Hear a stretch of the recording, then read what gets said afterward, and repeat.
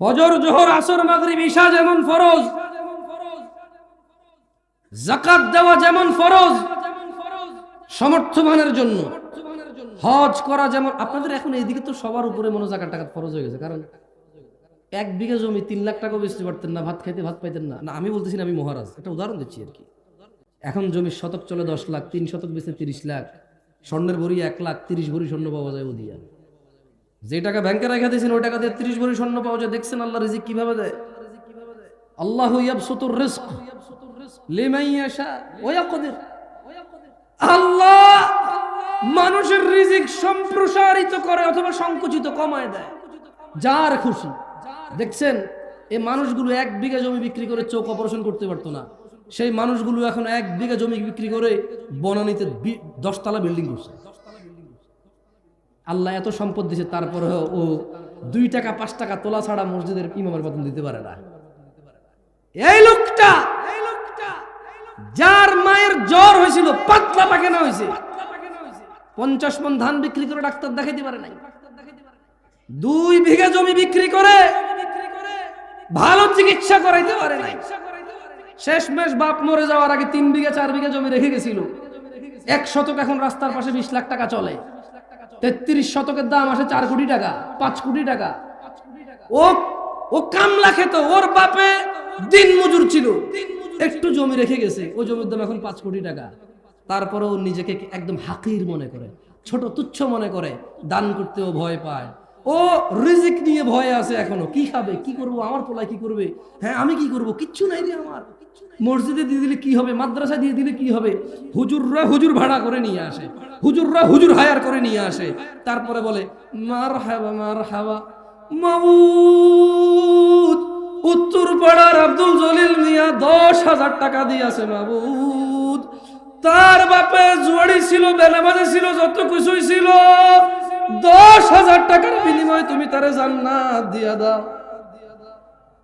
বেনামাজি হয়ে মরে গেলে, বেঈমান হয়ে মরে গেলে 10,000 টাকার বিনিময়ে কি আল্লাহকে জান্নাত দিয়ে দেবে? এরকম নাকি আল্লাহ বলছে?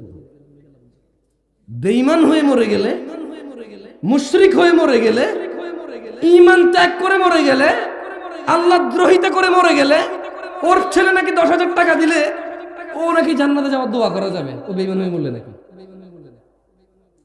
হ্যাঁ, কিছুই তো ছিল না আপনাদের। কি ছিল বলেন?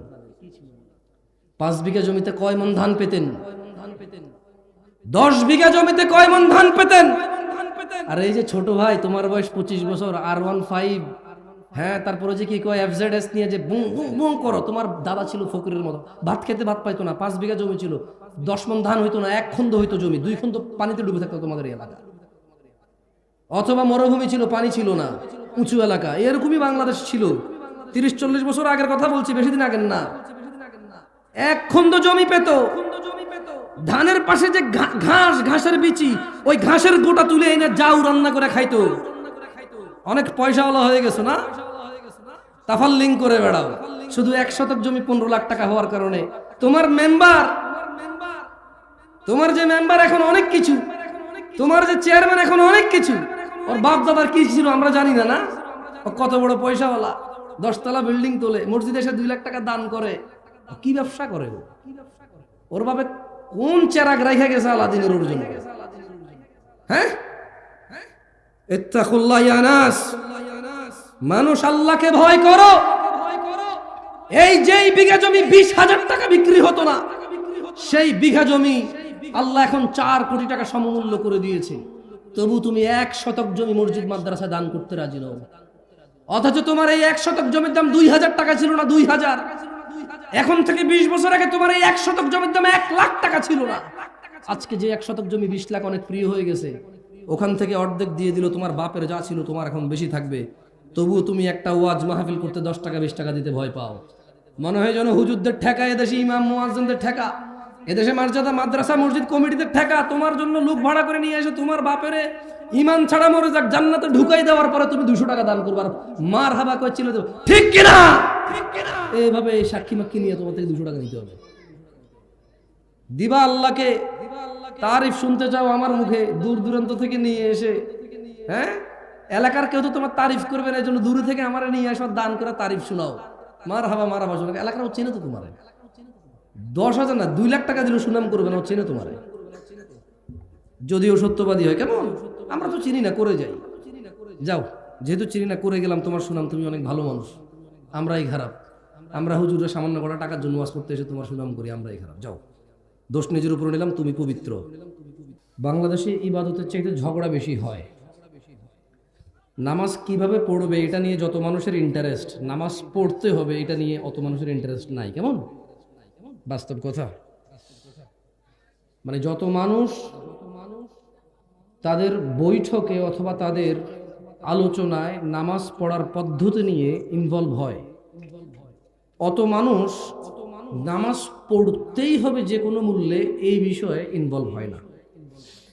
এক্স্যাক্টলি বক্তারাও তাদের বক্তব্যে যতক্ষণ নামাজ পড়ার পদ্ধতি কার ভুল আর কার ঠিক, কোনটা কত বছর আগের, যতক্ষণ সময় দেয় অতক্ষণ সময় দেয় না নামাজ পড়ার গুরুত্ব নিয়ে। কেমন?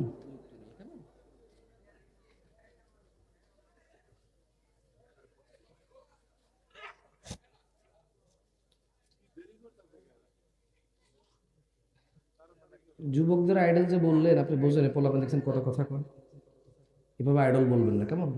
কানে তুলা দিয়ে কথা বলতে হয়, কারণ এই ছেলে পেলে চুপ করবে না। এরা অনেক শক্তিশালী, এদের আগে কেউ যুবক ছিল না, আর এদের পরে কেউ যুবক হবে না। এরা বৃদ্ধে পরিণত হবে না। এরা মসজিদে কথা বলে, মাদ্রাসায় কথা বলে, মাহফিলে কথা বলে, রাজনীতিক ওখানে কথা বলে, বাপ মায়ের উপরে কথা বলে। এরা হচ্ছে যুবক, অনেক শক্তিশালী, যারা বৃদ্ধ হবে না। ও আসমান থেকে যুবক হয়ে নামছে, ওর চাইতে শক্তিশালী মানুষ ওর আগে কেউ ছিল না। কেমন? যাক, আলহামদুলিল্লাহ, কিছু শোনা যায় না, ডিস্টার্ব ফিল করতেছি না। যখন কোনো এমন মজলিসে আসবো যে মজলিসে ডেকে নিয়ে আসবে কথা বলার জন্য বাইরের থেকে মেহমানকে, এরপরে নিজেরা কথা বলবে, তো ওই মজলিসে আসলে মজলিস কালচার ছাড়া আর কিচ্ছু না। আপনি যখন বাইরের থেকে মেহমান দাওয়াত দিয়ে নিয়ে আসবেন, নিজেরা কম বলবেন, ওকে কথা বলতে দিবেন, বলে চলে যাবে, শেষ। যে কেউ, এটা ওয়াল্লাহি আমি আমাকে বলতেছি না। আপনি এত আয়োজন করছেন, কাউকে স্পিকার হিসেবে নিয়ে আসবেন, একজন বা একের অধিককে, শুধু ওদেরকে বলতে দিবেন। কেমন? আর নিজেরা যেহেতু আসছেন, শুনবেন, ডেকে নিয়ে নিজেরা নিজেদের জ্যাবের টাকা খরচ করে এই যে এই ফার্নিচার, এই প্যান্ডেল করছেন, এই মাইক করছেন, এই ব্যানার পোস্টারিং করছেন, কেউ না কেউ 10 টাকা 20 টাকা 100-200 টাকা করে সবাই নিজের অর্জিত সম্পদ, হালাল বা হারাম, আপনি ব্যয় করেছেন। সম্পদ হারাম হোক বা হালাল হোক, সবার কাছে তার সম্পদের মায়া আছে। সেই ক্ষেত্রে যদি কাউকে নিয়ে আসেন শুনবেন, তাইলে হলো বুদ্ধিমানের কাজ। কেমন? কখনো হোটেলে দেশি মুরগি অর্ডার করে ফার্মের মুরগি দিয়ে খাইয়া নিজের চালাক মনে করেন না। কেমন? যাই হোক,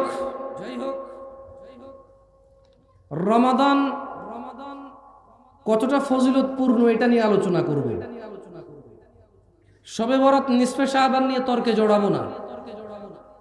সবাইকে বলবো, যদি হাদিসে থাকে করো, যদি হাদিসে না থাকে করিও না। বাস একটুকুই বলে দেবো। তুমি কি কি করো এগুলো হাদিসে নাই, আমার ঠেকা পড়ে নাই বলার। একটা কথা বলে দেব, সেটা কি? আল্লাহ নবী সাল্লাল্লাহু আলাইহি ওয়াসাল্লাম বলছে, কুল্লু উম্মতি ইয়াদখুলুনাল জান্নাহ, আমার উম্মতের সবাই জান্নাতে প্রবেশ করবে, ইল্লা মান আবা, শুধু অস্বীকারী জান্নাতে প্রবেশ করবে না। কিলা ওয়া মান ইয়াবা ইয়া রাসূলুল্লাহ, সকল সাহাবারা বলল, হে আল্লাহর রাসূল সাল্লাল্লাহু আলাইহি ওয়াসাল্লাম, কে যে আবা, কে সে যে অস্বীকারী? বলল যে ফামান আতাআনি, যে আমার অনুসরণ করে, মানে আমি যত কিছুকে ইবাদত বলছি শুধু ওইটাকে ইবাদত বলে মানে এবং ওইটা করে, এর বাইরে কিছু করে না, সে জান্নাতে প্রবেশ করবে। আর যে আমাকে অস্বীকার করবে সে হচ্ছে আবা। অস্বীকার দুই রকমের হয়। এক, উনি যা করেছে তা বলা যে আপনি ঠিক বলেন নাই, মানি না। আরেকটা হচ্ছে উনি যা করতে বলেছে তা না করে অন্য কিছু করা, এইভাবে অস্বীকার হয়। কেমন? এই শুধু এই নিসফে শাবান, শবে বরাত, এই রমজানের 15 দিনের আগে, হ্যাঁ, আর কোনো বিষয় আলোচনা করলাম না। ইবাদত করেন, যে ইবাদতের আদেশ আছে খুঁজে বের করুন। 15ই শাবানের ফজিলত নিয়ে তর্ক করছি না, অতটা যোগ্যতা আমার নাই যে আমি তাহকিক করব এবং এখানে আপনাকে, ধরেন আমি জানিও, আপনাকে বলে লাভ কি? অধিকাংশ আমরা আলিফ বাতাই পড়তে পারি না, অধিকাংশ আমরা সূরা ফাতিহা জানি না, অধিকাংশ আমাদের মধ্যে 10 জন সাহাবীর নাম জানি না, অধিকাংশ আমাদের মধ্যে 5 জন নবীর নাম জানি না। আউযু বিল্লাহি মিনাশ শাইতানির রাজিম।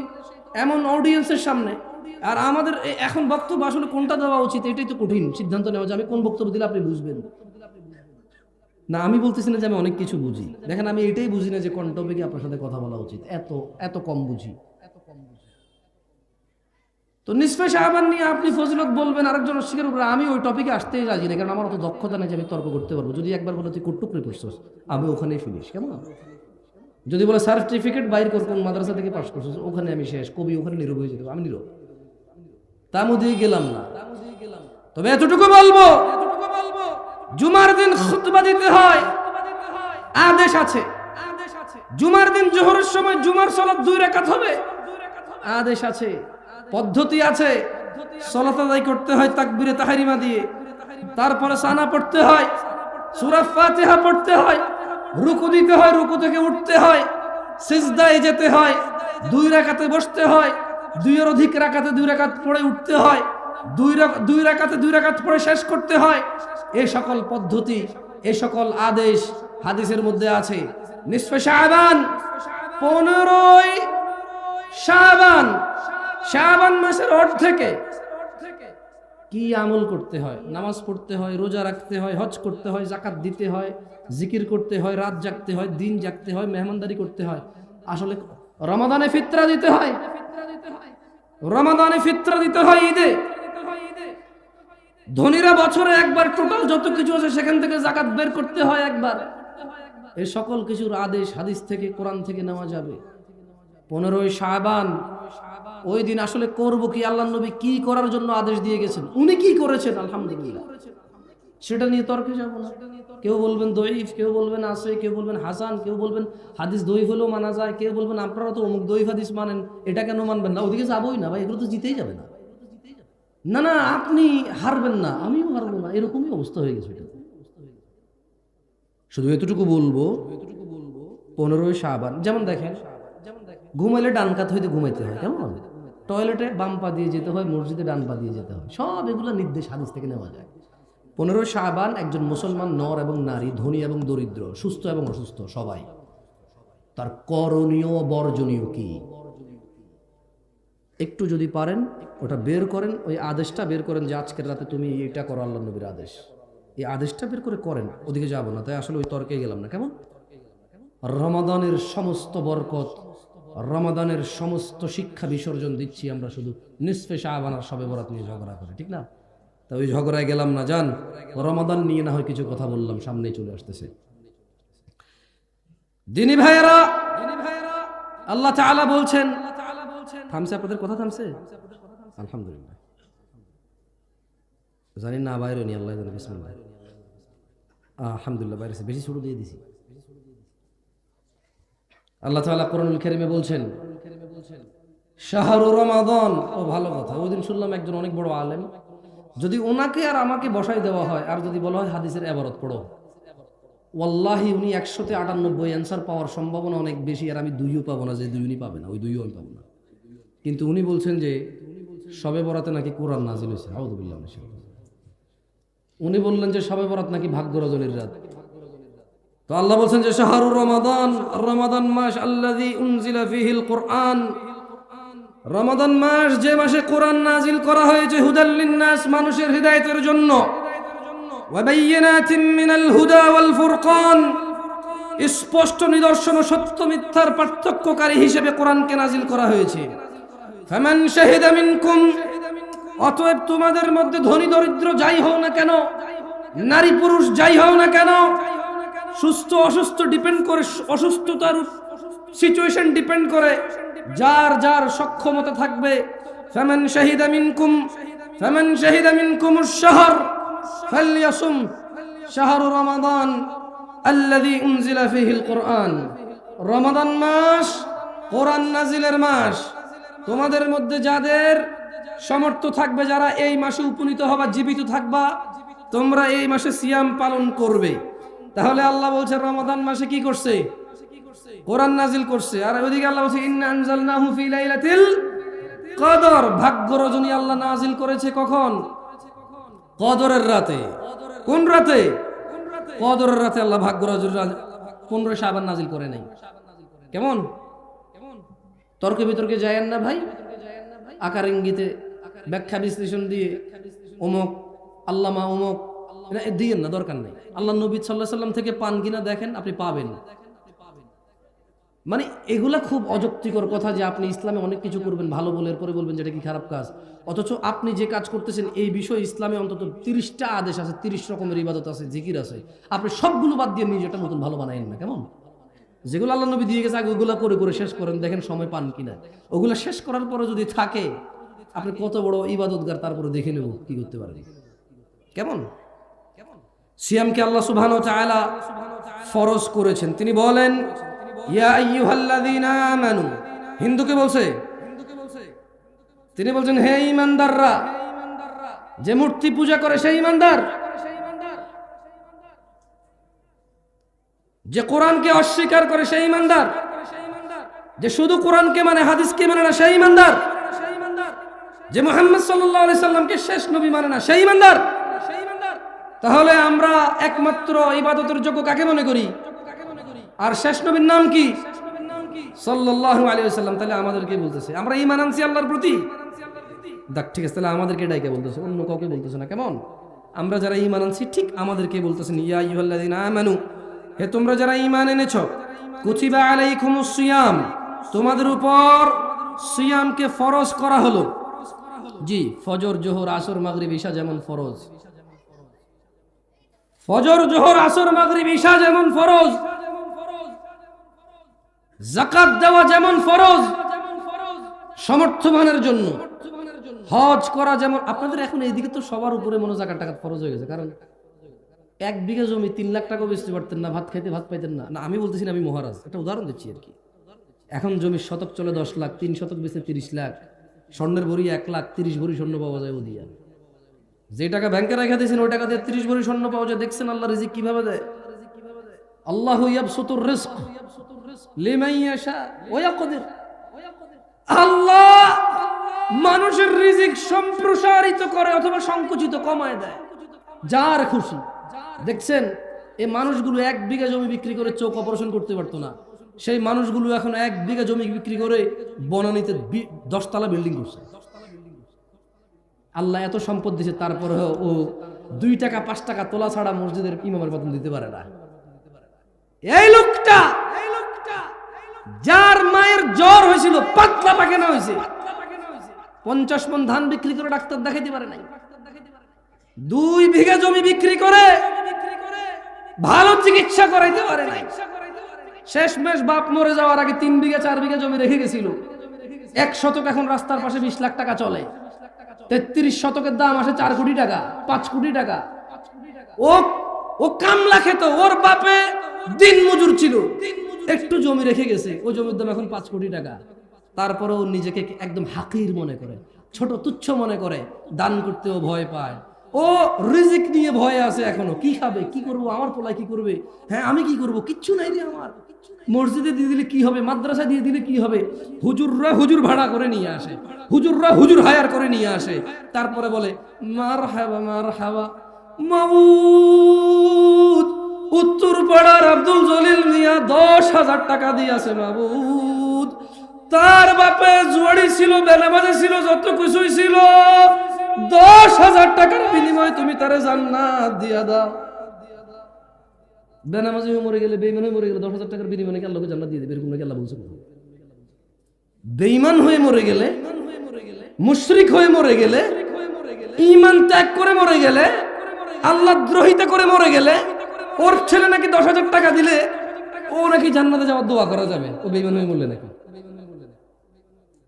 হ্যাঁ, কিছুই তো ছিল না আপনাদের। কি ছিল বলেন? 5 বিঘা জমিতে কয় মণ ধান পেতেন? 10 বিঘা জমিতে কয় মণ ধান পেতেন? আর এই যে ছোট ভাই, তোমার বয়স 25 বছর, R15, হ্যাঁ, তারপরে যে কি কয় FZS নিয়ে যে বুং বুং বুং করো। তোমার দাদা ছিল ফকিরের মতো, ভাত খেতে ভাত পাইতো না, 5 বিঘা জমি ছিল, 10 মণ ধান হইতো না, 1 খন্দ হইতো জমি, 2 খন্দ পানিতে ডুবে থাকতো তোমাদের এলাকা। অথবা মরুভূমি ছিল, পানি ছিল না, উঁচু এলাকা। এরকমই বাংলাদেশ ছিল 30-40 বছর আগের কথা বলছি, বেশি দিন আগের না। 1 খন্দ জমি পেত, ধানের পাশে যে ঘাসের বিচি, ওই ঘাসের গোটা তুলে এনে জাউ রান্না করে খাইতো। অনেক পয়সাওয়ালা হয়ে গেছে না? তাফাল্লিং করে বেড়াও শুধু 1 শতক জমি 15 লাখ টাকা হওয়ার কারণে। তোমার মেম্বার, তোমার যে মেম্বার এখন অনেক কিছু, তোমার যে চেয়ারম্যান এখন অনেক কিছু, ওর বাপ দাদার কি ছিল আমরা জানি না। না, ও কত বড় পয়সাওয়ালা, 10 তলা বিল্ডিং তোলে, মসজিদে এসে 2 লাখ টাকা দান করে। কি ব্যবসা করে ও?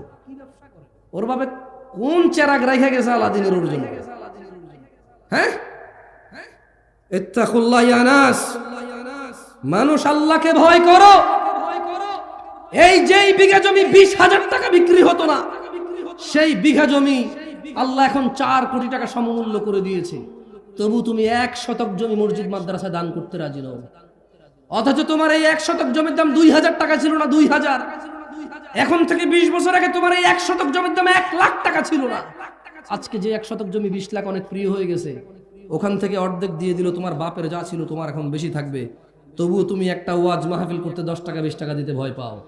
মনে হয় যেন হুজুরদের ঠেকা, এদেশে ইমাম মুয়াজ্জিনদের ঠেকা, এদেশে মার্জাদা মাদ্রাসা মসজিদ কমিটিদের ঠেকা। তোমার জন্য লোক ভাড়া করে নিয়ে এসে তোমার বাপের ইমান ছাড়া মরে যাক জান্নাতে ঢুকাই দেওয়ার পরে তুমি 200 টাকা দান করবার মার হাবা কইছিল তো, ঠিক কিনা?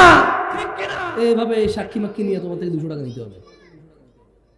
দিবা আল্লাহকে তারিফ শুনতে চাও আমার মুখে, দূর দূরান্ত থেকে নিয়ে এসে, হ্যাঁ, এলাকার কেউ তো তোমার তারিফ করবে না, এই জন্য দূরে থেকে আমার নিয়ে এসে দান করে তারিফ শোনাও, মার হাবা শোনাও। এলাকার ও চেনে তো তোমার, 10,000 না 2 লাখ টাকা দিলেও সুনাম করবে না, ও চেনে তোমার। যদিও সত্যবাদী হয়, কেমন আমরা তো চিনি না, করে যাই। যাও, যেহেতু চিনি না করে গেলাম, তোমার সুনাম, তুমি অনেক ভালো মানুষ, আমরাই খারাপ। আমরা হুজুরের সামান্য কটা টাকার জন্য ওয়াজ করতে এসে তোমার সুনাম করি, আমরাই খারাপ। যাও, দোষ নিজের উপর নিলাম, তুমি পবিত্র। মানুষ তর্ক বিতর্ক থেকে বিরত হও এবং ইবাদত শিখে নাও।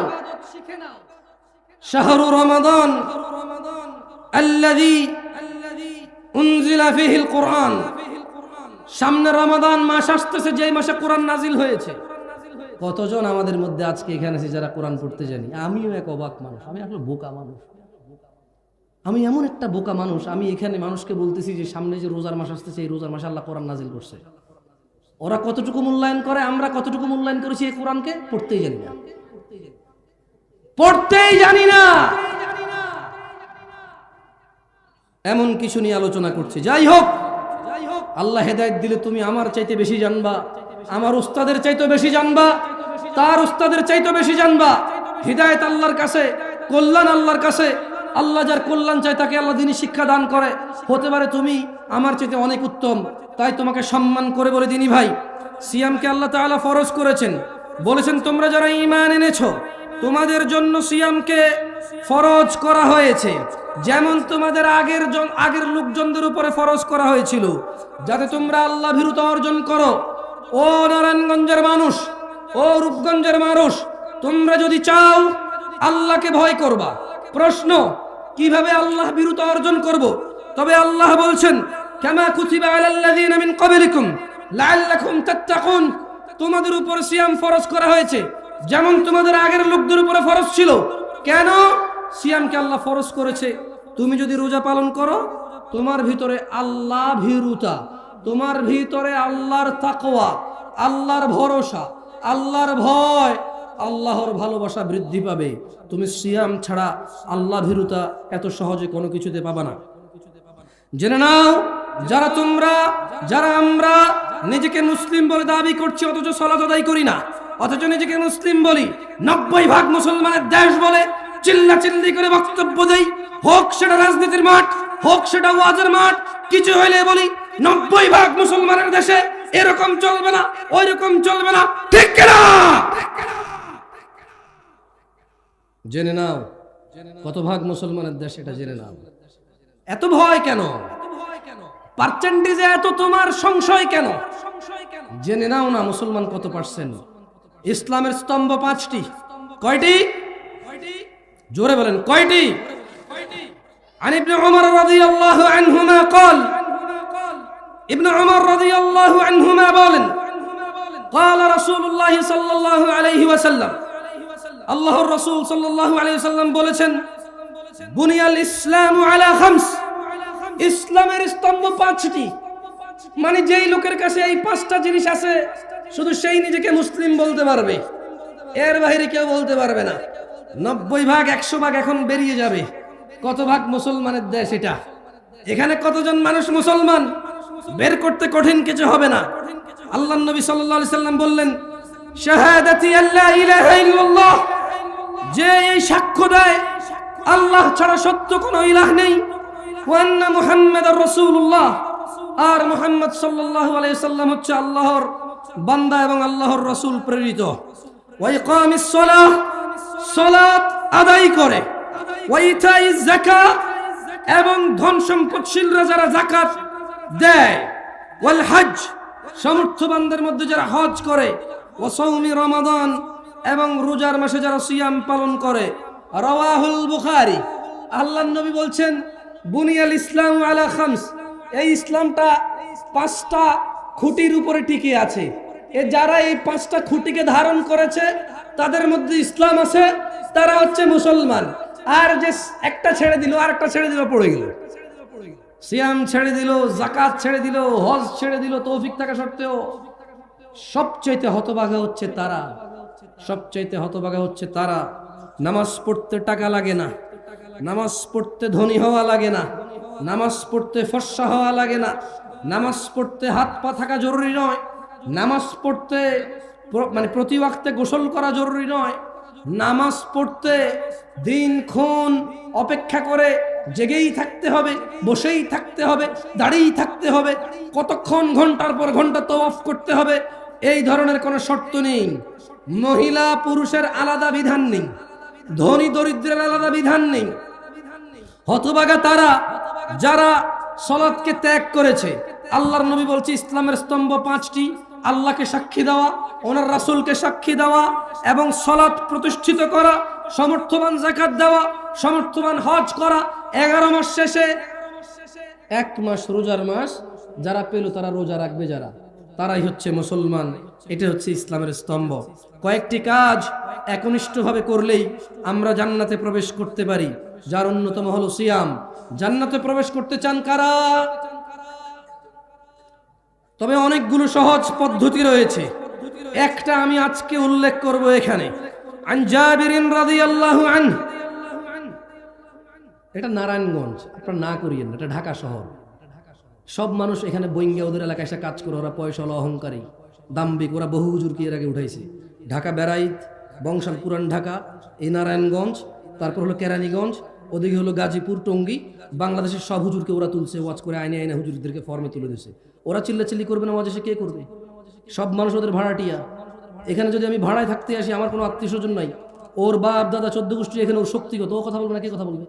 হ্যাঁ, না করছেন আপনার এত বড় সাহস আছে? ছোট ভাই এখানে এসে বলো, তোমার এলাকা, তোমারই তো ক্ষমতা, তুমি বলবে না, কে বকবক করবে? কে বলো? তুমি ভাই না করেন না প্লিজ, আমাকে নিয়ে আসছেন কথা বলতে, আমি ওদের সাথে কথা বলি। ছোট ভাই তোমরা এখানে এসে কথা বলো, আরে ঢিঙ্কা চিকা লাগায় দাও, সমস্যা কোথায়? কি বলো? তুমি যুবক না, তোমার চুল এত লম্বা, কি সুন্দর করে ছাড়াইছো তুমি, কতক্ষণ পরে এমন করো? তুমি তো স্মার্ট, তুমি, আরে ভাই কি বলো? এদেশের মেয়েরা তোমার জানে না, দেখে না, 100-200 মেয়ে তোমার জন্য মানে হাত টাত কাইটা পাগল হয়ে মরে যেত। তুমি এত সুন্দর, তুমি জানো তুমি কত জ্ঞানী বুদ্ধিমান, তোমার কত পয়সাওয়ালা, তুমি কি ট্যালেন্ট, তুমি কি ক্লেভার, তুমি কি বিচক্ষণ, এদেশের মেয়েরা জানেই না, থাকলে তোমার জন্য সিরিয়াল ধরে দাঁড়িয়ে থাকতো। তুমি তো সুদর্শন মানুষ, তুমি কথা বলবো না, কে বলবে বলো? হ্যাঁ, ফেরেশতা তোমাকে ভয় পেয়ে চলে যাবে, জানো? তোমার জন্য ফেরেশতা গুনাহ লিখবে মনে করো, এত বড় সাহস ফেরেশতা রয়ে গেছে। রূপগঞ্জের ছেলের নামে গুনাহ লিখবে, কি বলেন? ফেরেশতার এত বড় ক্ষমতা? হ্যাঁ, এই ফেরেশতার নাম কি? এই ফেরেশতার নাম কি যে ফেরেশতা রূপগঞ্জের মানুষের নামে, এখানকার স্থানীয় পোলা পাইন, হ্যাঁ, হুন্ডা চালায়, পালসার 120-এ চালায়, ভিডিও করে। এত ক্ষমতাবান, এত দ্রুত গতির ছেলে মেয়ের গুনাহ কোন ফেরেশতা লিখবেন? নাম কি? পাগল নাকি আপনারা? খবর তো ওদের সাথে কিছু বলেন না, পাপ হবে আপনাদের। যারা ওদেরকে চুপ করতে বলতেছেন, আপনার সমাজের পাপ হবে। কেন বলতেছেন ওদের চুপ করতে? হ্যাঁ, ওরা এখানে বক্তা নিয়ে আসছে টাকা দিয়ে, বক্তার কথা বলবে, ওর কথা বলবে, না করবে কেন বক্তা? কারা কারা জান্নাতে প্রবেশ করতে চান? আল্লাহ তাআলা তৌফিক দান করুন। হাজারো পথ আছে জান্নাতে প্রবেশ করার। বনি ইসরায়েলের এক মহিলা কুকুরকে পানি পান করিয়ে জান্নাতে যান। বনি ইসরায়েলের 1,99,00,000 লোককে হত্যা করার পর আরো একটা 100টা পূরণ করার পরও জান্নাতে গেছে। জান্নাতে যাওয়ার বহু পথ আছে, জান্নাতে যাওয়ার বহু পথ আছে। আজকে একটা নিয়ে না হয় কথা বললাম। আন জাবির রাদিয়াল্লাহু আনহু, জাবির রাদিয়াল্লাহু আনহু থেকে বর্ণিত, তিনি বলেন, আপনারা মনোযোগ দিয়ে শুনুন, আমি আপনাদেরকে প্রশ্ন করব, জবাব দিন, কেমন? মনোযোগ দিয়ে শুনিয়েন। আন্না রাজুলান সাআলা রাসূলুল্লাহ সাল্লাল্লাহু আলাইহি ওয়াসাল্লাম ফাকাল, একজন ব্যক্তি আল্লাহর রাসূল সাল্লাল্লাহু আলাইহি সাল্লামকে ওনার কাছে এসে জিজ্ঞেস করলো এবং বলল, একজন লোক আল্লাহর নবীর কাছে এসে বলল, আরাআইতা ইযা সাল্লাইতুস সালাওয়াতিল মাকতুবাত ওয়া সুমতু রমাদান ওয়া আহলালতুল হালাল ওয়া হাররামতুল হারাম ওয়া লাম আযিদ আলা যালিকা শাইআ আদখুলুল জান্নাহ ইয়া রাসূলুল্লাহ। কারা কারা জান্নাতে যেতে চান? আল্লাহ আল্লাহ আল্লাহ। জাবির রাদিয়াল্লাহু আনহু, সুবহানাল্লাহ। এই কাফের মুশরিক হয়ে যায় মানুষ নামাজ না পড়লে, এটাও জাবির রাদিয়াল্লাহু আনহু থেকে বর্ণিত হাদিস। ওনার হাদিসগুলো আমার এত ভালো লাগে, ওনার বর্ণিত হাদিসগুলো, সুবহানাল্লাহ। একেবারে এখন আমাদের জন্য এগুলা, মানে এখন একদম ফুল, ওই যে বলে না ট্রেন্ডে চলে। কিসে চলে? ট্রেন্ড, ট্রেন্ডিং এ আছে ওনার, সুবহানাল্লাহ। দেখেন উনি কি বলতেছে যে একজন লোক এসে বলল, ইয়া রাসূলুল্লাহ, আমি যদি দিনে শুধু 5 ওয়াক্ত ফরজ সালাত, সুন্নত নফল পড়বে, এটা সে বলে নাই। বুঝতে পারছি না? পারি আমি না করছি কে সুন্নত পড়তে, নফল পড়তে না করছি না আমি। এখন এই যে ইউটিউবার এখানে লিখবে, তো ইউটিউবার আছে, ও বলবে এই দেখুন জামশেদ মজুমদার বলছে সুন্নত পড়া লাগবে না, ও টাইটেল দিবে। আমি বলছি এরকম, আমি বলছি এক লোক আল্লাহর নবীকে এসে বলল, জি ইয়া রাসূলুল্লাহ, আমি দিনে শুধু ফরজ নামাজ পড়বো। তো ফরজ নামাজ কয় রাকাত? ফরজ নামাজ কয় রাকাত? কেউ যদি বলে আমি শুধু ফরজ পড়বো, সে কি নফল পড়বে বলছে? সুন্নত পড়বে বলছে? তাহাজ্জুদ পড়বে বলছে? ঈদের নামাজের কথা তো সে বলে নাই। কোন নামাজের কথা? ঈদের নামাজের কথা সে বলে নাই, ঈদ তো ফরজ। তো সে বলল, আমি যদি আল্লাহর নবী দিনে শুধু ফরজ নামাজ পড়ি, আর আল্লাহর নবী এই শাওয়াল মাসের রোজা, সোমবার বৃহস্পতিবার রোজা, কোন রোজা আমি রাখবো না আল্লাহর নবী। আমি একবারে বছর শেষে যখন রমজান মাস আসবে, চন্দ্র দেখে রোজা রাখবো। যদি 29 দিনের মাস হয় 29 দিন না। উনি এভাবে বলে নাই, উনি মূলত বলছে কি, আল্লাহর নবী, আমি যদি শুধু ফরজ নামাজ পড়ি আর রমাদানে সিয়াম পালন করি এবং হালালকে হালাল বলি, হারামকে হারাম হিসেবে মেনে চলি, ওলাম আজিদ আলা যালিকা শাইআ, আল্লাহর নবী, আমি যদি খালি রোজা রাখি রমজানে, আর যদি আমি 5 ওয়াক্ত নামাজ পড়ি ফরজগুলা, অন্যগুলা বাদে, আর আপনি যত কিছুকে হারাম বলছেন আমি এগুলা মাইনা চলবো, এগুলো আমি করবো না। আপনি যত কিছুকে হালাল বলছেন এটাকে আমি হালাল হিসেবে নিব। এবং আল্লাহ নবী আপনাকে আমি বলে দিই, সারা দিনে আমি আর কোনো ইবাদত করব না। কি করবে না? কি করবে না? এক ব্যক্তি বলতেছে, জামশেদ মজুমদার বলতেছে না, কাকে বলতেছে? আল্লাহর নবীকে বলতেছে। এই হাদিস পাইলাম কোত্থেকে? জাবের রাদিয়াল্লাহু আনহু থেকে বর্ণিত। এটা মুসলিমের হাদিস। কোন হাদিস? কিসের হাদিস? সহিহ মুসলিমের হাদিস। কিসের হাদিস? সহিহ মুসলিমের হাদিস। এখন ওই লোক বলল যে আল্লাহর নবী, এবং এর চেয়ে, মানে নামাজ রোজা আর হারাম আর হালালের এর চেয়ে আমি যদি কিছুই বৃদ্ধি না করি, আমি যদি আর কোনো ইবাদতই না করি, আমি কি জান্নাতে প্রবেশ করবো হে আল্লাহর রাসূল? কল, আল্লাহর নবী বলল যে নাম, তুমি জান্নাতে যাবা যদি ন্যূনতম কি করেন। ভুলে খেয়ে ফেলছেন ভাই, পানি টানি খাবেন, ওয়াজ খাই ফেলিয়েন না, পানি খান, ভাত খান, মাছ খান, ওয়াজ খাই ফেলিয়েন না ভাই, তাহলে আয়সা আসাটাই মানে বৃথা হবে এখানে। হ্যাঁ, ওই লোক কি বলছে, সে কি করবে? আর কোন মাসে রোজা রাখবে? হালালকে কি বলবে? হালালকে কি বলবে? হারামকে কি বলবে? কেউ যদি কাউকে স্মরণ করতে গিয়ে গান বাজনা বাজায়, যদি দিবস পালন করে, এটাকে কি বলবে? সে কি বলবে? সেটাকে যদি কোনো বইতে লেখা থাকে ধর্ম মানুষে তৈরি করছে, সে কি বলবে এটাকে? যদি বিয়ের মধ্যে মদ থাকে, সে কি বলবে এটাকে? এদেশের সবচেয়ে শ্রেষ্ঠ স্মার্ট মানুষ বিয়েতে গায়ে হলুদ করে, সে কি বলবে এটাকে? এই দেশের সবচেয়ে ভদ্র মানুষ তার শালীরি নিয়ে একসাথে সফর করে, সে কি বলবে এটাকে? এই দেশের সবচেয়ে বুদ্ধিমান শিক্ষিত মানুষটা সিগারেট খায়, সে কি বলবে এটাকে? এই দেশের সবচাইতে ক্ষমতাবান মানুষ, সবচাইতে ক্ষমতাবান মানুষ কোন একটা আইন পাশ করলো যে মডেল লাইসেন্স দিয়ে দিবে, সে কি বলবে এটাকে? তাহলে সে প্রত্যেকটা হারামকে কি বলবে? প্রত্যেকটা হারামকে কি বলবে? তাহলে শুধু নামাজ পড়বে, রমজানে রোজা রাখবে, আর যত কিছু আল্লাহ হারাম করছে ওটাকে কি বলবে? মেনে চলবে। আর হালালকে কি বলবে?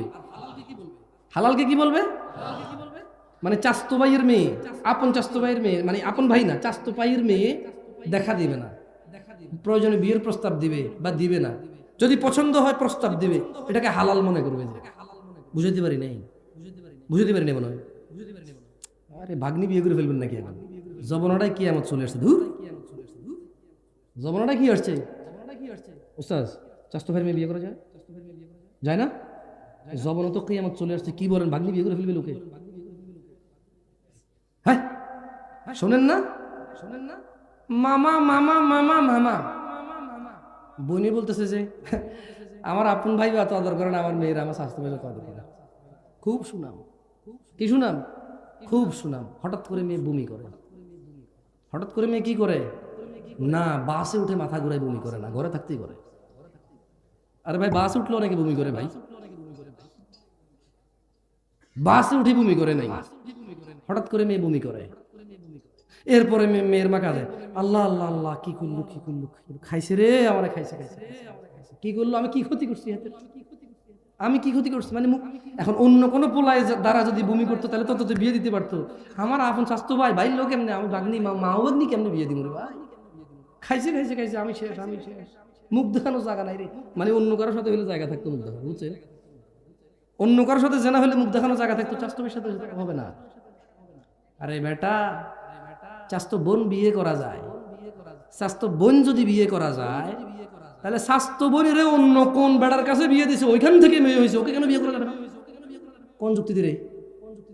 হ্যাঁ, চাস্তো বোনের সাথে দেখা দেওয়া যায় না, তাহলে চাস্তো বোনের আরেকজনের ঘরে বিয়ে দিছে, ওইখান থেকে আমার ভাগ্নি একজন হয়েছে চাস্তো বোনের মেয়ে, ওকে কেমনে দেখা দিতে পারবো?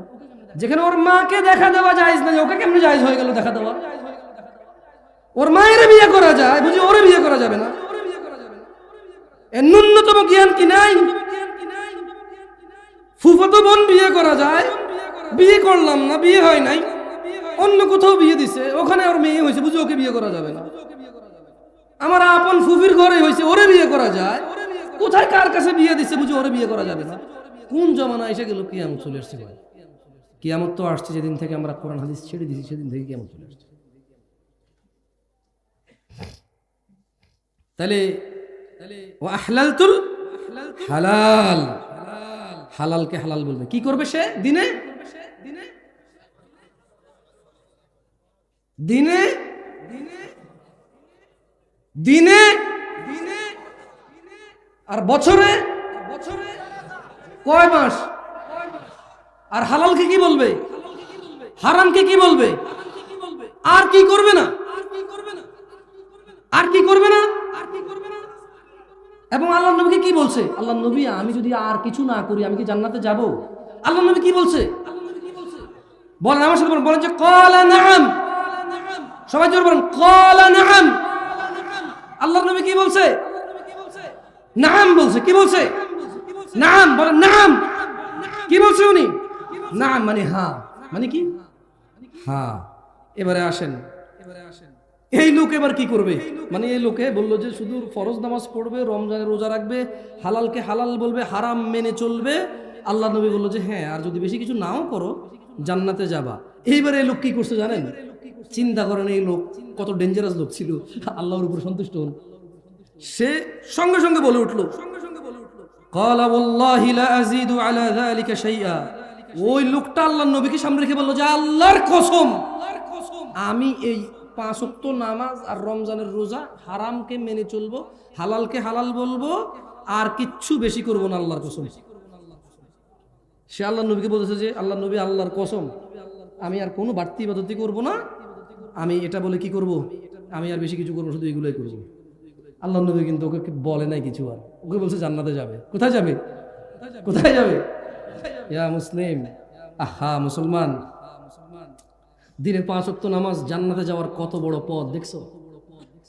কত বড় পথ জান্নাতে যাওয়ার, দিনে 5 ওয়াক্ত সালাত। আর এই রমাদান মাস কত বড় পথ।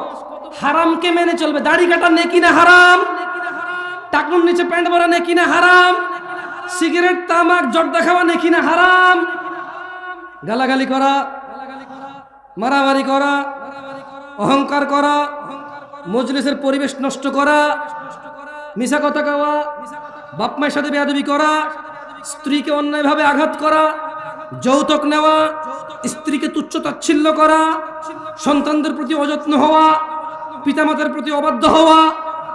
ওই লোকটা বলছে যে সে এগুলো করবে না, সে কখনোই তার পিতামাতার অবাধ্য হবে না, যেহেতু এটা হারাম। সে কখনোই দাড়ি কাটবে না, যেহেতু এটা হারাম। এটা এখানে বলে নাই, যেহেতু সে বলছে হারাম মেনে চলবে। কি মেনে চলবে? কি মেনে চলবে? সে সুদ খাবে না, ঘুষ খাবে না, মিথ্যা কথা বলবে না, দাড়ি কাটবে না, টাকার উপরে টাকার নিচে প্যান্ট পরবে না, সে মারামারি করবে না, গালাগালি করবে না, বাপ মায়ের উপর অভদ্র হবে না, কোনো মানুষের উপর জুলুম করবে না, সে গান বাজনা শুনবে না, সে জানা করবে না, সে নেশা করবে না। যেহেতু এগুলো কি, এগুলো কি এই সব, এই দেখেন একটা জিনিস, মানে গুনাহ করতে কষ্ট করা লাগে, জানেন? কিছু না করলেই গুনাহ হয় না। ধরেন আপনি মদ খাবেন না, এটাই আপনার ইবাদত। এটা কি? খাবেন না ভাই, নামাজ পড়তে যেরকম বলছে ওটা বলছে যে খাইও না, তার মানে আপনার কষ্ট কি বলেন তো ভাই? খাবেন না, এতে কি কষ্ট? তো তাইলে আমরা তো খাচ্ছি, আমরা তো খাচ্ছি। এই যে ছেলেগুলো 5-10টা মেয়েকে দেখে এইভাবে ওইভাবে, কখন রাতের 11টা বাজে কারে বাইর করবে, কখন মোবাইলে কারে ল্যাংটা করে বসে বসে ছবি দেখবে, খালি এই ধান্দা, এই ফিকিরে করে। ও ভাই, তোমার শরীরে যতটুক যৌবন আছে না, ওটুকুই আল্লাহ যতটুক দিছে যৌবন, ওটুকুই। এবার কি আরেকজনের মেয়ের ইজ্জত নষ্ট করে ভোগা ভাগা দিয়ে ওর সাথে এই যৌবন কাটাবা, নাকি বিয়ে করে বিবাহিত স্ত্রীর সাথে কাটাবা? একটুকুই যৌবন, বুঝছো? যেরকম তোমার কাছে 100 টাকা থাকলে 10 টাকা খরচ করে ফেলে, আর কত থাকে? ধরেন এক লোকের কাছে 100 টাকা আছে, কত আছে? 5 টাকার মদ খেলো, কি খেলো? 5 টাকার গাঁজা খেলো, কি খেলো? গাঁজা। 5 টাকা দিয়ে, তারপরে 5 টাকা দিয়ে সে মুত খেলো, কি খেলো? 5 টাকায় ঘু খেলো, কি খেলো? 5 টাকা ছিঁড়ে ফেলে দিছে। এভাবে তার 25 টাকা চলে গেলে আর কত থাকে? কত থাকে? আর বাকি 25 টাকা দিয়ে সে কি করলো? এইভাবে পেঁচায়া সিগারেট জ্বালায় খাইয়ে ফেললো। বাকি 25 টাকা কি করলো? এইভাবে পেঁচায়া সিগারেট বানায়া এর ভিতরে সাদা পাতা জর্দা মর্দা বোমবাং দিয়া উড়াই দিল। তার কাছে আর কত থাকে? এবার যদি এই 50 টাকার নোট ভূগোল নিচে নিয়ে যদি দৌড়াদৌড়ি করে, এটা 100 টাকা হবে? বালিশের নিচে রেখে 100 হবে? হবে 100 টাকা? এমনি এমনি ঘষাঘষি করলে হবে? ছোট ভাই, যৌবনটাও তো এরকম আল্লাহ দেওয়া রিজিক। যতটুকু আল্লাহ রিজিক দিয়েছে অতটুকুই। এখন আজে বাজে কাজে নষ্ট করবা, আজে বাজে কাজে নষ্ট করবা, পরে তোমার স্ত্রী বঞ্চিত হবে, ওখানে তুমি লাঞ্ছিত হবা, ওখানে তুমি কথা বলার জন্য তোমার অতটুকু তোমার সৎসাহস থাকবে না, তোমার বউ তোমার উপরে চিল্লাবে, কারণ তুমি তোমার রিজিক আগেই নষ্ট করে বসে আছো। এরপরে রসুনের কুশ বগলের নিচে দিয়ে হাঁটা লাভ হবে না। বুঝে আসছে? রিজিককে সম্মান করো। এই সুস্থতা আল্লাহর দেওয়া রিজিক, এই যৌবন আল্লাহর দেওয়া মহারিজিক, এই সম্পদ আল্লাহর দেওয়া মহারিজিক, এই জ্ঞান আল্লাহর দেওয়া মহারিজিক, এই চোখ আল্লাহর দেওয়া রিজিক, এই মুখ আল্লাহর দেওয়া রিজিক, এই দুহাত দুপা আল্লাহর দেওয়া রিজিক, এই সুখ দুঃখের অনুভূতি আল্লাহর দেওয়া রিজিক। এগুলাকে পরোয়া করো। আন আবি হুরায়রা রাদিয়াল্লাহু আনহু, ও ভাইরা আমার, জান্নাতের দরজা খুলবে সামনের মাসে। কারা কারা ওই দরজায় প্রবেশ করবে সিদ্ধান্ত নিয়ে নাও। আবু হুরায়রা রাদিয়াল্লাহু আনহু থেকে বর্ণিত, তিনি বলেন রাসূলুল্লাহ সাল্লাল্লাহু আলাইহি ওয়াসাল্লাম বলেছেন, এটাও জাবের এটা হচ্ছে আবু হুরায়রা রাদিয়াল্লাহু আনহু থেকে বর্ণিত, তিনি বলেন রাসূল সাল্লাল্লাহু আলাইহি ওয়াসাল্লাম বলেছেন, ইযা জাআ রমাদান ফুতিহাত আবওয়াবুল জান্নাহ, জান্নাতের দরজাসমূহ খুলে দেওয়া হয় যখন রোজা আসে। কোন দরজা খোলে? যেতে চাও? তাহলে কি করতে হবে? অ্যাট লিস্ট কমসে কম কি করতে হবে? যদি কোনো মানুষ জান্নাতে যেতে চায়, ও কমসে কম দিনে কয়বার নামাজ পড়তে হবে? কমসে কম কত রাকাত? কমসে কম কত রাকাত? বছরে কমসে কম কত মাস রোজা রাখতে হবে? আর যত কিছু হারাম, এগুলোকে কি করতে হবে? কি করতে হবে? এবং সে বাকি হালালকে হালাল বলবে, কিন্তু সেই ইবাদত করবে না। মানে ওই লোকের কথা বলতেছি, ওই ব্যক্তি যিনি আপনাদেরকে না করছিলেন না, যারা যারা লেখাছেন টাকা দিবেন, পরে বলেন না যে ভাই আমি আর কিচ্ছু করবো না, শুধু নামাজ পড়ে রোজা রাখবো। এই ঘটনা আবার ঘটাই দিয়েন না ভাই। কারণ যতদিন ওয়াজ করছি, যতটুকু সঠিক বুঝার কথা অতটুকু না বুঝে মানুষ শুধু যতটুকু ভুল বোঝার অতটুকুই বুঝছে। আমি আপনাদের অনুরোধ করি, বলবো বুঝিয়েন না, সমস্যা নাই, ভুল বুঝিয়েন না। কেমন? কিচ্ছু বুঝিয়েন না, অসুবিধা নাই, ক্ষতি নাই। ভুল বুঝলে অনেক ক্ষতি, ফিতনা হয়ে যাবে। আল্লাহর নবী বলছেন, যখন রমাদান আসে জান্নাতের দরজাসমূহ খুলে দেওয়া হয়, ওয়াগুল্লিকাত আবওয়াবুন নার, জাহান্নামের দরজা বন্ধ করে দেওয়া হয়, ওয়াসুফিদাতিশ শায়াতিন, শয়তানদের বন্দী করে ফেলা হয়। আচ্ছা, রোজার মাসে যদি শয়তান বন্ধ হয়ে থাকে, তো রোজা রাখে না যেই লোকটা, সিগারেট খায়, জানা করে, দিনের বেলায় স্ত্রী সহবাস করে, মুসলমান বলে নিজেরে, এতেরে কোন শয়তানে করে বুঝতে পারেন? ভুল বলছেন। আল্লাহ বলছে মিনাল জিন্নাতি, মিনাল জিন্নাতি, মিনাল জিন্নাতি। তার মানে শয়তান কয় প্রকার? জিন শয়তান, মানুষ শয়তান। যেটা মানুষ শয়তান আউযুবিল্লাহ বললে সহজে এটা যায় না, যেটা জিন শয়তান ওটা সহজে চলে যায়। আল্লাহ আমাদেরকে বুঝার তৌফিক দান করুন। যাই হোক দিনী ভাইরা, এই বিভ্রান্তিতে পড়বেন না যে রমাদান 10 দিন রহমত, 10 দিন নাজাত, 10 দিন মাগফিরাত, এরকম 10 দিন 10 দিন ভাগ করিন না। কেমন? আবু হুরায়রা রাদিয়াল্লাহু থেকে বর্ণিত, তিনি বলেন আল্লাহ নবী সাল্লাল্লাহু আলাইহি সাল্লাম বলেছেন, আদম সন্তানের প্রতিটি কাজই তার নিজের জন্য, রোজা ব্যতীত। কেননা সিয়াম আল্লাহর জন্য, আর আল্লাহ এটার প্রতিদান দেবে। সুবহানাল্লাহ। যাই হোক, আমি আসলে আপনাদের এখানে আর বেশিক্ষণ বসায় রাখবো না। একটা হাদিস মুখস্থ করাই দিয়ে চলে যাব, যদি আপনারা মুখস্থ করতে চান। মুখস্থ করবেন? তাহলে কিন্তু কয়েকবার পড়তে হবে। রাজি আছেন? আপনারা যখনই আমি বুঝবো যে আস্তে আস্তে বলতেছেন, তখন আমি ফিনিশ করে এখান থেকে বিদায় নেব। এর আগে আমি পড়াবো মুখস্থ করার জন্য। বলেন, আন সাঈদ ইবনুল মুসাইয়িব রাদিয়াল্লাহু আনহু, রাদিয়াল্লাহু আনহু। মুরব্বি বলেন, মুখে মুখে বলেন রাদিয়াল্লাহু আনহু। আপনাকে বলতেছি, বলেন রাদিয়াল্লাহু আনহু। আন সাঈদ ইবনুল মুসাইয়িব রাদিয়াল্লাহু আনহু।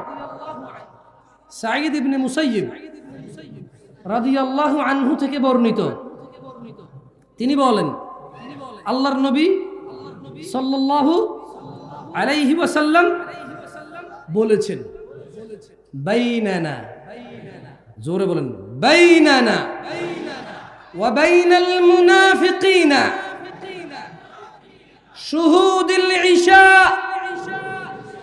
ওয়াস সুবহ লা ইস্তাতিউনাহুমা। সাঈদ ইবনে মুসাইয়িব রাদিয়াল্লাহু আনহু থেকে বর্ণিত, তিনি বলেন আল্লাহর নবী বলেছে যে মুসলমান মানে আল্লাহর নবীর উম্মত বা আল্লাহর বান্দা, আর যারা আল্লাহকে অস্বীকার করে, মুনাফিক, কাফের, মুশরিক, এখানে মুনাফিকের কথাটা বলছে আর কি, বুঝছেন? জাবের রাদিয়াল্লাহু আনহু থেকে দুইটা হাদিস আছে, একটাতে মুশরিক বলা আছে, একটাতে মুশরিক কাফের দুইটা বলা আছে। কেমন? সরি, একটাতে কাফের বলা আছে আর একটাতে মুশরিক কাফের দুইটা বলা আছে। তো জাবের রাদিয়াল্লাহু আনহু থেকে বলেছে, তিনি বলেন যে আল্লাহ নবী বলছে, নিশ্চয়ই মুনাফিক আর মুসলমানদের মধ্যে পার্থক্য হচ্ছে ঈশা আর ফরজ নামাজ ত্যাগ করা। কারণ মুনাফিকের জন্য ফজর আর ঈশা পড়া কষ্ট হয়ে যায়। কত ভাগ মুসলমানের দেশ? হ্যাঁ, এখনো 90 ভাগ। কমে না রে ভাই, কমে না। কয় যে মানির মান জুতা দিয়ে যায় না, এখনো কমে না 90 ভাগ। হ্যাঁ, নাও মার খেমনি তো বড় বড় হুজুররা বা রাজনীতির নেতারা সব এই জায়গায় এসে কথা বলে 90 ভাগ মুসলমান দেশ। কি কয় 90 ভাগ মুসলমান দেশ? মুসলমান তাহলে হয় কেমনে আসলে? মানে কোন কাজ করে মানে মুসলমান, কোন কোন কাজে মুসলমান হয়? আমরা তো জানি যে অনেক কাজে মুসলমানের তো চলে যায়। এখন যাই হোক, কেউ যদি আল্লাহকে মেনে চলে মুসলমান হয়, তাহলে ওকে আল্লাহ জান্নাত দেবে। আর যদি কেউ মানুষকে মেনে মুসলমান হয়, ওই মানুষের যা ক্ষমতা সে তা দিবে তাকে, যদি পারে বাঁচাবে। বলেন, আন জাবের রাদিয়াল্লাহু আনহু, জাবের রাদিয়াল্লাহু আনহু থেকে বর্ণিত, তিনি বলেন আল্লাহর নবী সাল্লাল্লাহু আলাইহি সাল্লাম বলেছেন, বাইনার রাজুলি, জোরে বলেন তো, দেখেন তো মুখস্থ হয় কিনা, বাইনার রাজুলি ওয়া বাইনাশ শিরকি ওয়াল কুফরি তারকুস সালাহ। বলেন, বান্দা শিরিক এবং কুফরের মধ্যে পার্থক্য হচ্ছে নামাজ ত্যাগ করা। কাফের কি মুসলমান? মুশরিক কি মুসলমান? কত ভাগ মুসলমানের দেশ? আল্লাহর নবী বলছে, বান্দা আর মুশরিক কাফেরের মধ্যে পার্থক্য হচ্ছে নামাজ। কি? যে নামাজ পড়ে সে হলো বান্দা, যে নামাজ পড়ে না সে মুশরিক ও কাফের। আমি বলি নাই, ফতুয়া দিচ্ছি না, ওয়াল্লাহি ফতুয়া দিচ্ছি না, অনুবাদ করতেছি। কেমন কি করতেছি? এবার আপনি মুসলমান কেমনে হবেন, আল্লাহর জান্নাতে কেমনে যাবেন, সিদ্ধান্ত কার? আচ্ছা যান, এত কিছু বললাম, এত ভয় দেখালাম, একটা ভালো কথা বলে চলেই যাই। আর কতক্ষণ যাবো যাবো করে বলবো আপনাদেরকে? বাঙালি তো জামু জামু করে আধা ঘন্টা লেগে যাবে। যেমন আসে বলবে যে কেউ আমি দুটি কথা বলে এখানে সংক্ষিপ্ত বক্তব্য শেষ করব, এই কথা বলে উনি আসলে আধা ঘন্টা 1 ঘন্টাও শেষ করতে পারে না। তো এটাই বেশিরভাগ ক্ষেত্রে হয়, আমরা দেখি তো যে আমিও বিচিত্র না বাংলাদেশি হিসেবে, শেষ কথা কইতে কইতে গত 10 মিনিট থেকে বলতেছি না এটা আসলে শেষ। জানাকারী আছে কিনা আমাদের এখানে, মদখোর আছে কিনা, আমরা বাপ মায়ের উপর অত্যাচারকারী, মিথ্যাবাদী, মিথ্যা সাক্ষ্য দেওয়া, দুনিয়ার যত অপরাধ আছে কোনো না কোনো অপরাধের সাথে কেউ না কেউ জড়িত আছে কিনা? তাইলে ওই যে ওই লোক বলল হারামকে মেনে চলবে, হালালকে স্বীকৃতি দিবে, যতই মানুষ বলুক কি কয় আস্তাগফিরুল্লাহ তওবা তফসি কানে ধরছি আর জীবনে করতাম না, যতই হোক মানুষ, আল্লাহ যেটাকে হালাল করেছে সেটা লজ্জা পাবে না। কি পাবে না? আল্লাহ যেটাকে হালাল করেছে সেটা কি পাবে না? আর আল্লাহ যেটাকে হারাম করেছে সে কখনো এটা থেকে লজ্জা উঠাবে না। কি উঠাবে না? তো জান্নাতে যাওয়ার জন্য যদি 5 ওয়াক্ত নামাজ জরুরি হয়, জামশেদ ভাই আমি তো অনেক দিন পড়ি নাই, জান্নাতে যাওয়ার জন্য যদি জানা বন্ধ করে দিতে হয়, নেশা বন্ধ করে দিতে হয়, জামশেদ ভাই আমি তো এখনো গতকালকেও করে আসছি নেশা অথবা জানা, জান্নাতে যাওয়ার জন্য যদি সুন্নতকে মেনে চলতে হয়, হালাল মেনে হারামকে সবসময় বর্জন করতে হয়, যদি জান্নাতকে পেতে হলে, আমি তো আধা ঘন্টা আগে এখানে আসার আগে আমার প্রেমিকার সাথে কথা বলে আসছি, একজন লোককে টাকা দিবে বলে দেই নাই, একটা লোককে ধমক দিয়ে আসছি, আব্বাকে ধমক দিয়ে আসছি, আম্মার সাথে জোরে কথা বলে আসছি, একটু আগে আমি আমার বউকে ভাতের প্লেট এভাবে ছুঁড়ে ফেলে দিয়ে আসছি এখানে মাহফিল দেখতে। জামশেদ ভাই তাহলে আমার উপায় কি? শুনেন, আল্লাহ তাআলা কোরআনুল কারীমে বলছে ইল্লা মান তাব, অতএব যেই ব্যক্তি তার সমস্ত গুনাহ থেকে ফিরে এসে আল্লাহর কাছে মাপ চায়, ফিরে আসে, ওয়া আমানা, আল্লাহর প্রতি ঈমান আনে, ওয়া আমিলা আমালান সলিহা, এবং আল্লাহর জন্য কিছু ভালো কাজ কর্ম করে, আল্লাহ বলছে ফাউলাইকা ইউবাদদিলুল্লাহু সাইয়্যাতিহিম হাসানাত, তাহলে তার পিছনের যত লিটার মদ খেয়েছে, পিছনে যত লক্ষ কোটি লিটার মদ খেয়েছে, যত ইয়াবা গাঁজা খেয়েছে, যত কিছু করেছে, যত অপরাধ সে করেছে, ফাউলাইকা ইউবাদদিল, আল্লাহ তার সমস্ত গুনাহকে বদল করবে, সাইয়্যাতিন, তার গুনাহকে বদল করবে, হাসানাত, এই মাফ করবে বদল করে নেকি বানায় দেবে গুনাহগুলো। সিদ্ধান্ত আপনাদের, এতদিন যা করেছেন করেছেন, যদি ঈমান আনেন, আল্লাহর কাছে ফিরে আসেন, ঈমান আনেন, ভালো কাজ করেন, তাহলে পিছনের যত গুনাহ আছে আল্লাহ নেকিতে পরিবর্তন করে দেবে। এখন আপনি আজকে ফজর থেকে নামাজ শুরু করবেন কিনা, এখান থেকে গিয়ে ওযু করে ঈশান নামাজটা পড়ে ফেলবেন কিনা, সিদ্ধান্ত আপনার। সিগারেটের যে প্যাকেটটা আছে ছুঁড়ে ফেলে দেবেন কিনা, শেভ করা লোকটা আপনি এভাবে হাত দিয়ে কি বলবেন মুচকি হেসে, যেটা আসলে প্রতি সপ্তাহে শেভ করতে হয়, কাটি আবার ওঠে, ধর এই জিনিস ফালায় আর কি, এর চাইতে ভালো নবীর ভালোবাসায় রেখেই দিলাম, যা আরো ভালো কিছু করা লাগবে না, আরো ভালো টাকা বেঁচে যাবে, আরো ভালো মানুষ একভাবে দাঁড়িয়েওয়ালা চোখে দেখে চোখ সৌন্দর্য চলে আসবে, আরো ভালো সুন্নতের আমল হয়ে গেল, আরো ভালো। এবার শরমে লজ্জায় অনেক কিছু বলা যাবে না, মানুষ বলবে যে মুখে দাঁড়িয়ে দেখে তুই কি কস, আরো ভালো দিন পালন আমার জন্য সহজ হবে, আরো ভালো টাকুর উপরে প্যান্ট পরবো সুন্নত মনে করে, আল্লাহর আদেশ মনে করে, ওখানে সূর্যের আলো রাখবে, আমার হরমোন বৃদ্ধি পাবে, শরীর আমার উপকৃত হবে, আরো ভালো। আজকে থেকে সমস্ত অপরাধ বাদ দিলাম, সর্বোচ্চ নেক আমল করার চেষ্টা করব, আল্লাহ আমার পিছের সমস্ত গুনাহ নেকিতে পরিবর্তন করবে, এই আশা আল্লাহর কাছে রাখলাম। কারণ আল্লাহ সবচেয়ে বেশি পছন্দ করে ওকে যে আল্লাহর কাছে ভালো কিছু আশা করে, যে আল্লাহর কাছে কি করে, ভালো কিছু আশা করে। ও রূপগঞ্জের মানুষ, জান্নাতে যেতে চাও, নেকিতে পরিবর্তন করতে চাও গুনাহকে, তবে ক্ষমা চাও, ফিরে আসো এবং ভালো কাজ কর্ম করো, গুনাহগুলোকে নেকিতে পরিবর্তন করে রবের সন্তুষ্ট চিত্তে সেই জান্নাতে প্রবেশ করো, যে জান্নাতে স্বর্ণ খচিত আসনে হেলান দিয়ে আড্ডা দিবা, যে জান্নাতে কিশোররা তোমাদের খাদেম হবে, যে জান্নাতে হুরুন ঈন, যে জান্নাতে হুর থাকবে, এমন স্ত্রী পাবা যাকে কোনো চক্ষু কল্পনা করতে পারে না, অসম্ভব। পুরো পৃথিবীর সমস্ত পুরুষের সমস্ত যৌবন একত্রিত করে যদি কল্পনা করা যায় কোনো এক কাল্পনিক রোমান্টিক কিছু, তবু হুরের কোনো কিছুই কল্পনা করা যাবে না, এত ডিফারেন্ট হবে সুবহানাল্লাহ, এত স্পেশাল হবে। সেই জান্নাতে যদি যেতে চাও, জাস্ট গুনাহ থেকে ফিরে আসো, মাপ চাও।